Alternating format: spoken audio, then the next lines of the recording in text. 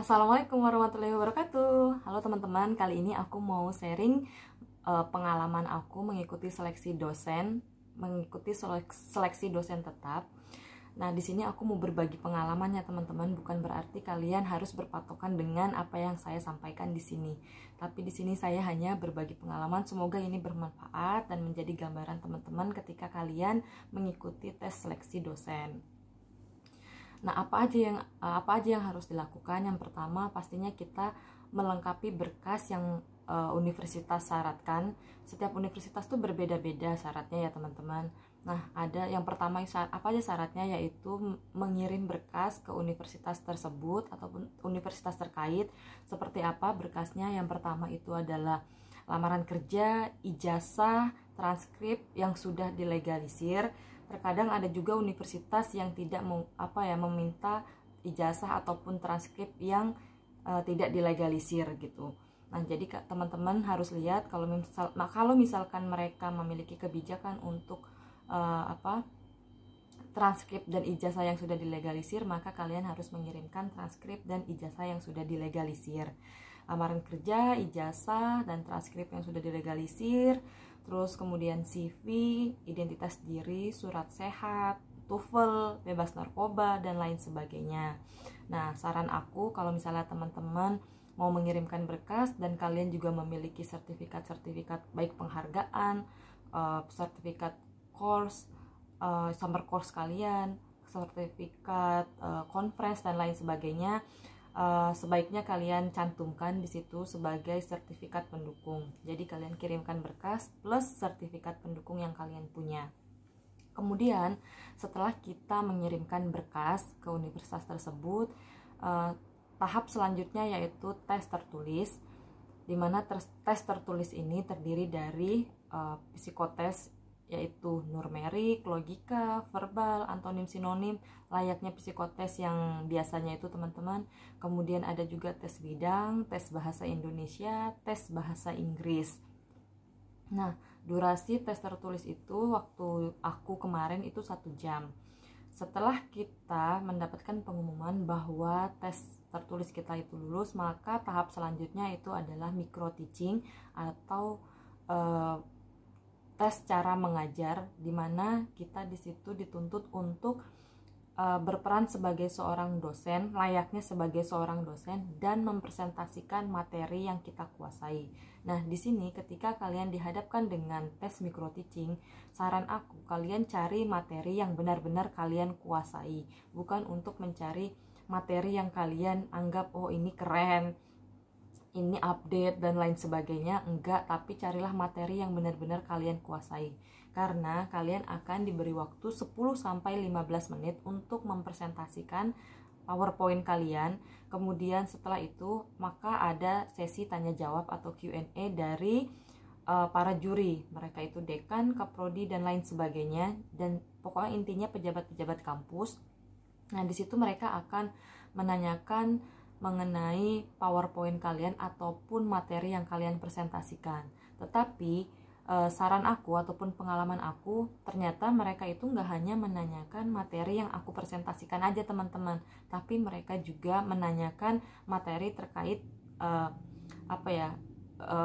materi umum itu yang ada di bidang aku. Kemarin aku ini kan mahasiswa, maksudnya aku ini kan jurusan hukum dan spesifiknya hukum internasional. Kemarin aku mempresentasikan materi hukum internasional. Ketika Q&A, mereka itu tidak hanya menanyakan hukum internasional aja teman-teman, mereka juga menanyakan hukum bisnis, intinya hukum perdata, hukum pidana dan lain sebagainya. Jadi saran aku, ketika kalian dihadapkan dengan micro teaching, maka kalian tidak hanya fokus untuk belajar di materi presentasi kalian, tapi kalian juga mempelajari materi umum yang ada di bidang kalian. Seperti itu teman-teman. Nah, setelah selesai sesi micro teaching, untuk di micro teaching ini terkadang ada juga para juri itu yang benar-benar memposisikan diri mereka tuh sebagai seorang mahasiswa. Jadi ketika saya sedang presentasi, mereka langsung menginterrupt saya, melontarkan pertanyaan kepada saya meskipun presentasi itu belum selesai. Dan ada juga ketika kita selesai tes mengajar, mereka itu juga langsung memberi saran dan kritik bagaimana cara mengajar kita. Kemarin aku juga sempat dikritik kalau aku itu ngomongnya kecepatan, teman-teman. Dan mereka juga memberi masukan dan lain sebagainya mengenai cara mengajar kita. Kemudian setelah kita dinyatakan lulus tes micro teaching maupun tes mengajar, itu tes selanjutnya adalah final interview. Nah, di sini yang menginterview kita itu adalah rektor, dekan, kaprodi, dan lain sebagainya, tergantung universitas masing-masing ya teman-teman. Kemarin aku dihadapkan oleh 2 rektor dari universitas yang berbeda, dekan dan jajarannya.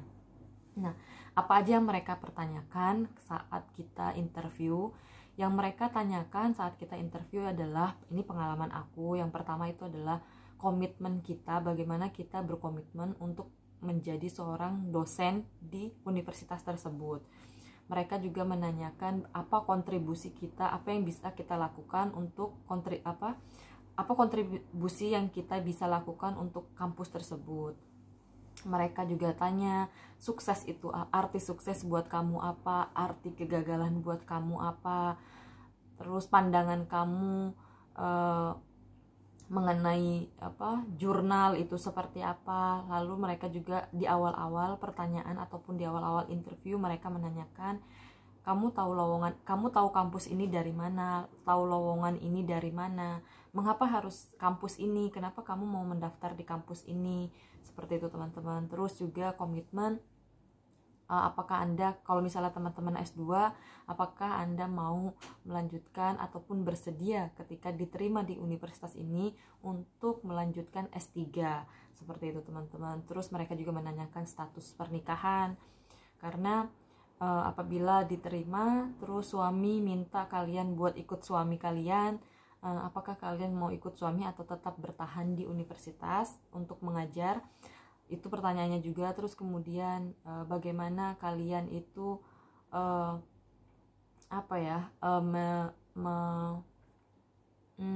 maksudnya kalau ketika ada mahasiswa yang nakal, bagaimana kalian itu menyikapinya, karena setiap mahasiswa itu memiliki karakter yang berbeda-beda. Kemudian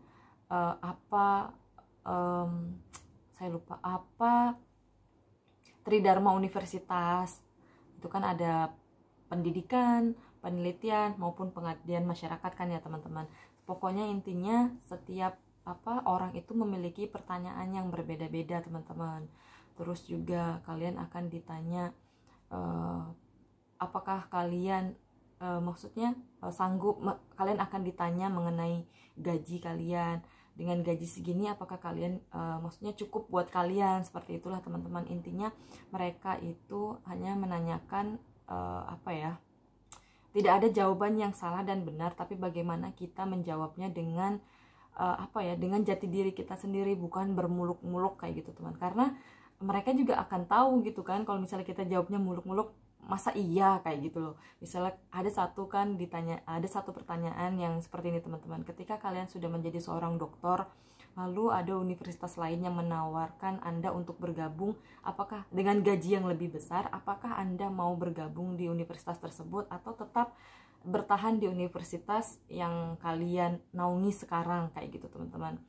Di sini kayaknya ya mereka itu nggak mencari jawaban yang salah dan benar, tetapi bagaimana kalian itu menjawab terus dengan jati diri kalian sendiri, dengan apa adanya kalian, kayak gitu teman-teman. Intinya setiap orang itu pertanyaannya berbeda-beda. Ini aku hanya sharing pengalaman aku aja teman-teman. Semoga ini bisa bermanfaat buat teman-teman dan menjadi gambaran teman-teman ketika teman-teman sedang menjalani tes seleksi penerimaan dosen. Sekian dulu ya teman-teman, semoga ini bermanfaat. Apabila dari kata-kata aku banyak banget yang berbelit-belit dan kalian gak paham, aku minta maaf sekali lagi. Aku akhirin ya teman-teman. Assalamualaikum warahmatullahi wabarakatuh.